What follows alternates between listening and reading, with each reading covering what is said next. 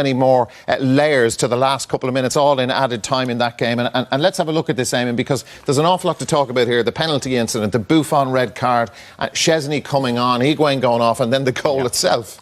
OK, well, the goal itself, they'd run out of ideas, and what Ronaldo did that was clever, Kroos ends up crossing him. Ronaldo pulls to the far post where he's marked by Alexandro, and that's the key move. Kroos gets it here and chips it. One-on-one, Ronaldo, a really great header. Vasquez is fouled by Benatia, and it is a penalty. But cleverly, Ronaldo finds a place where he can go one-on-one with someone you know, and Kroos picks out a magnificent ball. Now, Benatia comes and he makes contact before Vasquez plays the ball. It's going to be a tap-in. Now, Benatia was on a yellow card. He should have got a red. A magnificent penalty. The one place no goalkeeper could get it. It's really... He had to wait 4.5 minutes to take that kick.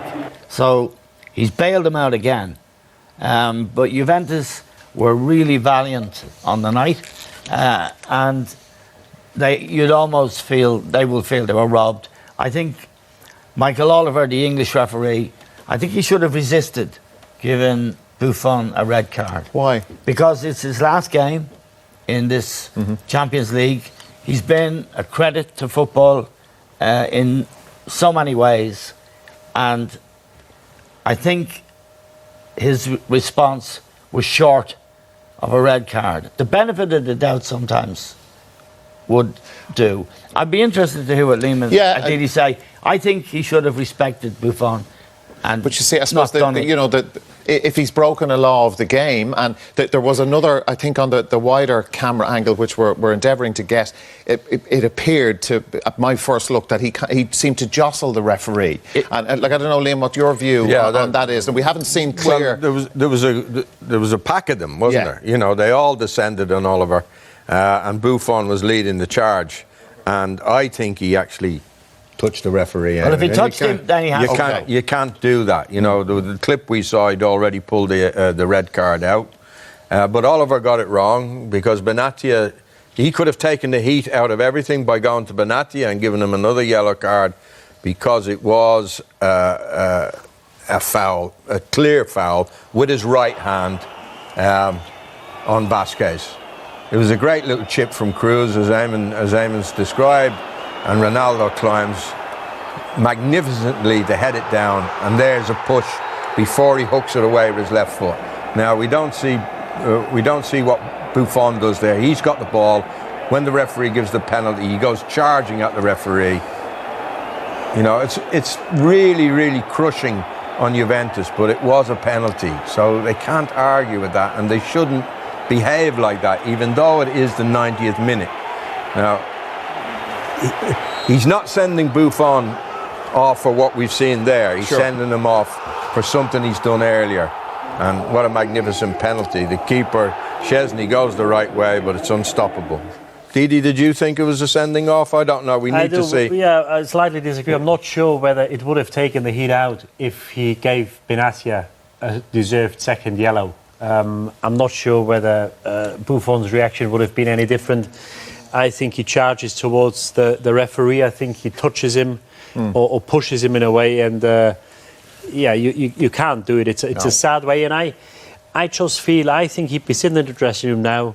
I think he'd be, maybe they feel robbed, but I think he might feel disgusted at the way he left the European stage, because he would have had a chance to save the penalty. Obviously, the way he scored Ronaldo, he wouldn't have saved that. But you don't know, it might be a different, if you face Buffon, it might be different than facing somebody who's just coming in. I've got to say, it's probably the best penalty I've seen under pressure ever. It was... Ever? It was. Oh, this is at pace in the top corner. This is unbelievable. But no, it was a penalty. It's a sad way to end for Buffon. As Eamon said, I don't think Juventus lost anything in defeat. Sure. Because they've been absolutely outstanding tonight. We have some more angles of what happened with Buffon and the referee, and maybe this will clear it up for us once and for all. If he touches the referee, then he has to go. That would be my question. Does he physically touch the referee, as opposed to berate him. Yeah. Players berate referees all the time. But that was a second bookable offence by Benatia. There, he's all over him, Yeah. he's all over him. But so were many others. Yeah. You know, so were many others. They were a pack. They just lost the head. You know, they were going into extra time. They'd been brilliant. To go to Madrid and pull that game out of the fire and be 3-0 up in the 92nd minute, you know, they do feel hard done by. And Italians can react like that. I've seen it. I've played there. Yeah. They can lose the head, and that's what they've done in that position. It probably wouldn't have changed much, but I agree with Didi that Buffon's probably sat in that dressing room saying, you know, it was a penalty, and why did I get involved? Yeah. You know? And is that kind of that reaction understandable, given because before the game and after last week's match, you know, there was a discussion about the discipline with the Juventus team, but given the circumstances, given the fact that they did what looked like the impossible, getting even to bring it to extra time, we would have said beforehand, everybody said that was impossible. So to get it to that situation and then see it dragged away from you, is that understandable? The loss of discipline in the circumstances. I think so. Yes, I think so. They'd done an amazing job, and they were within touching distance of extra time, and this incident happened. I think the bigger picture of the game was how much attitude matters and how much Ramos means to that team. He's their captain, their leader, and his absence from the team was very noticeable tonight. They couldn't reverse it at halftime and go up a gear, and if your attitude isn't right before the game, you never got it back. But Juventus, you know, really played well. Without Dybala, who's one of their most dangerous forwards, it was an excellent performance by them. You know, we've seen another dramatic evening, for sure. When we didn't expect it in the first place. No. Nobody did. Real Madrid didn't expect it either.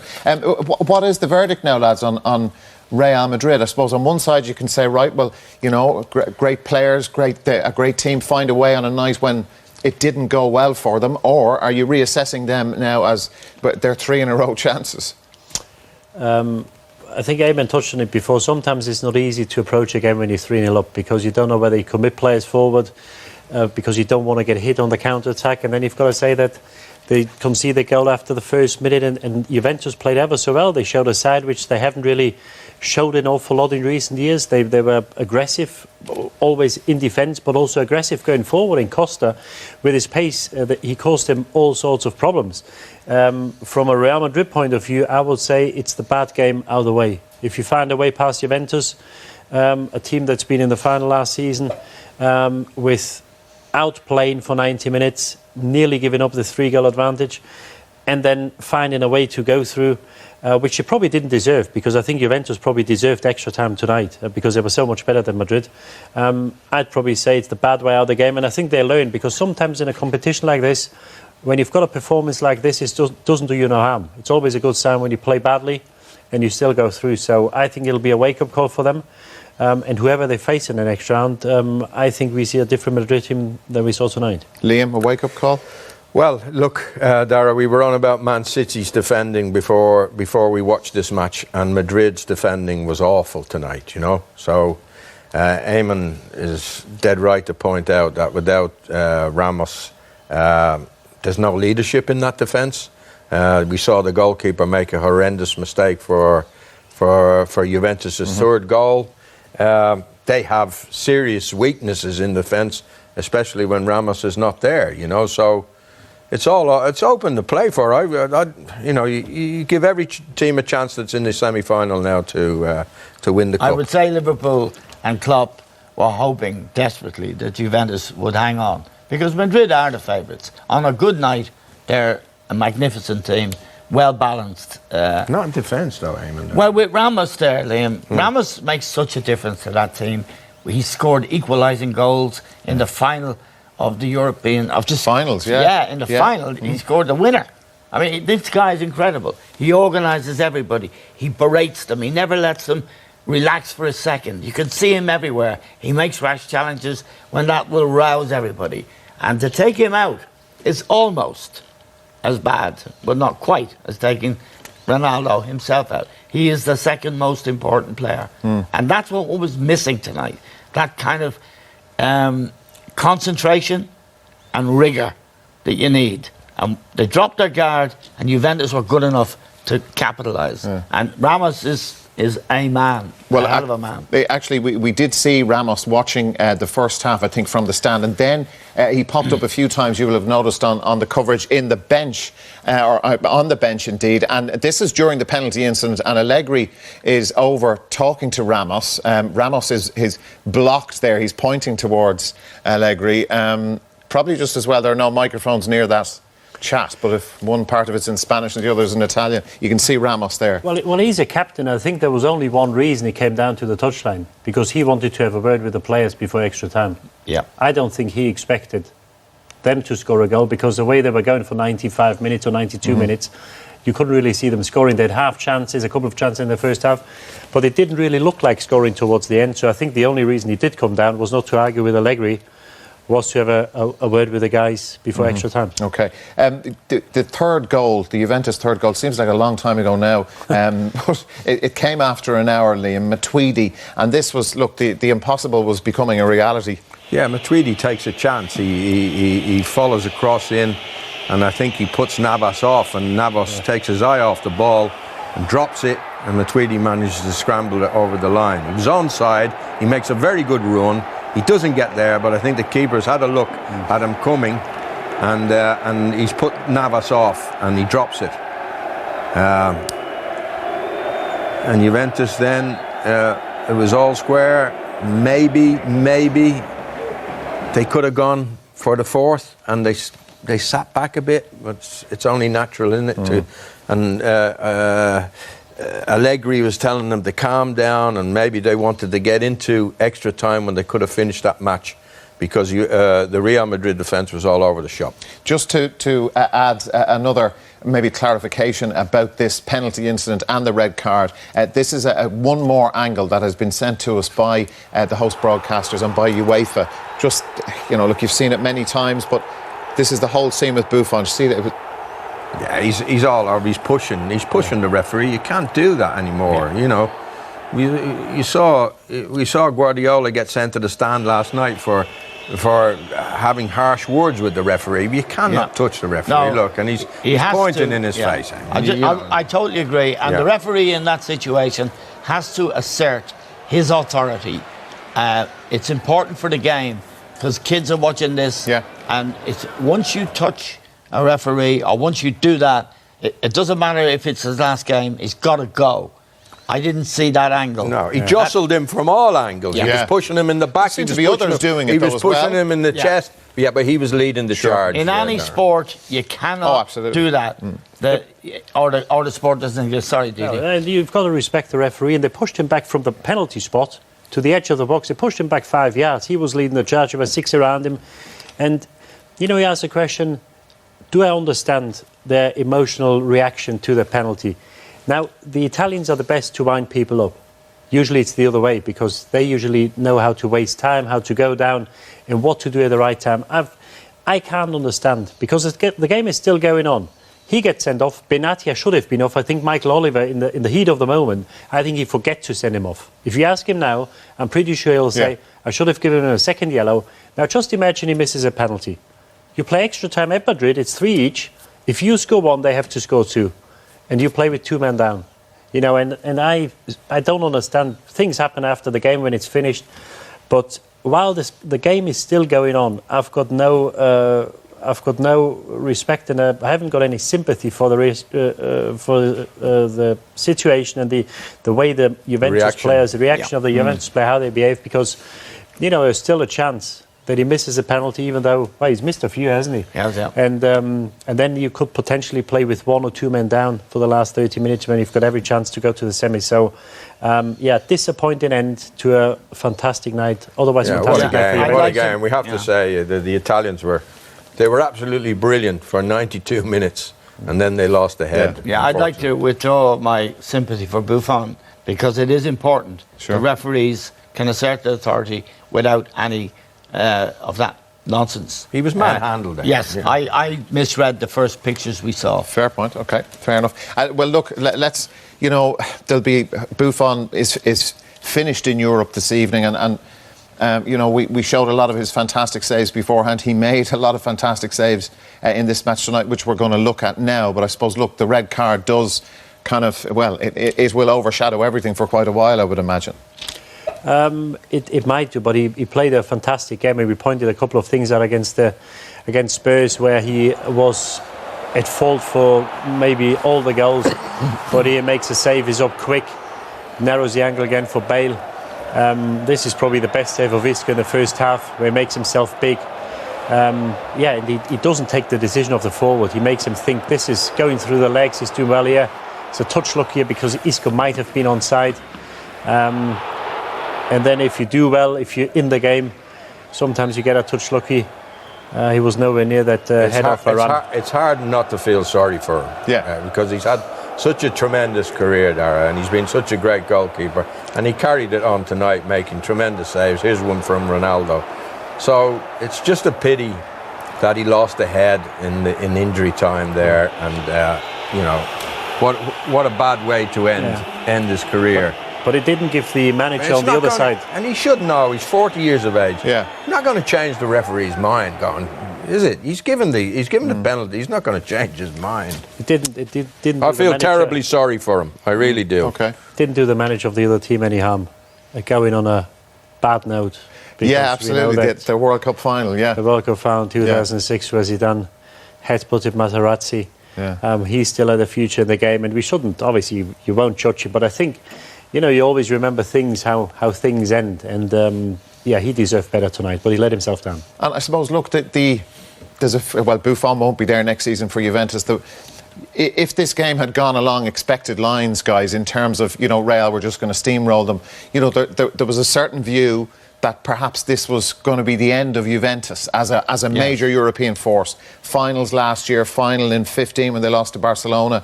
But there's still some. I know they have to replace big players, but it's not as simple as just saying it's the end, is it? Well, you showed a chart before of the spend in the European countries, and they're seventh in it.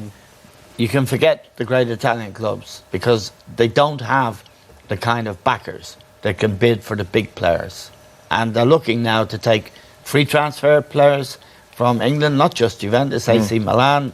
They're waiting for cast-offs really from the Premier League, and that's tragic. There's a man who played for the great clubs in Italy, Inter Milan, as well as Juventus, and it's shocking that soccer is losing a nation as renowned as the Italians and what they've brought to football. Liam could speak, I'm sure, far more eloquently about it. Well, look, I know they're not going to be at the World Cup. I suppose Roma are through, Roma. so they're still flying the Italian flag. Juventus have gone. That was incredible. Juventus have gone, and I do think it's the end certainly for Buffon. It's the end maybe for Chiellini, although he was magnificent again tonight. Higuain, you wonder, is he going to be kept on there? Maybe not. And I think Allegri could leave as well, Derek. So there could be a transformation of Juventus. But what they've been good at is being great at being the best Italian outfit there is. They've won the league, I think, now 4 or 5 times on the trot there. They look like they're going to win it again this year. They are a very well-run club, and they do spend their money wisely. So I think they'll be there in the last 8, maybe in the last 4 of the Champions League, and they'll be very difficult to knock off their perch in the Italian league. But things are going to transform, things are going to change there. Allegri has expressed a wish to go to the Premier League, you know that. He said he wanted to go to the Premier League. He didn't say when, but he said that's an aspiration. Okay. We will follow that. Well, just this week, actually. Indeed. But just to finish off, they got 3 goals, Juventus tonight, and beat Real Madrid. But look, ultimately it wasn't good enough. But we're going to see some of the other Juventus chances. Could they have got this priceless 4th goal? You wanted them, Liam, once they got the 3rd goal and get the 4th. Well, I said I disagreed with Didi at half-time. I think this Madrid defence was there for the taking, and they did come out and play and did look for that 3rd goal. However, when they did get it, I thought they sat back a bit and went to play for extra time, which you couldn't really blame them for, and they very nearly got there.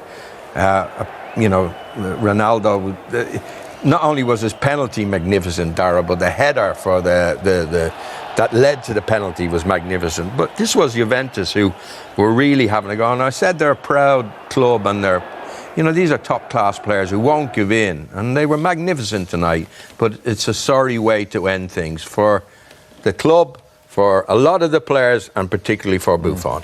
Yeah, well, it's a tie when you think of Ronaldo's goal last week and all the stuff that was packed into that 98 minutes of football tonight. It's a tie that will certainly be spoken about for quite some time.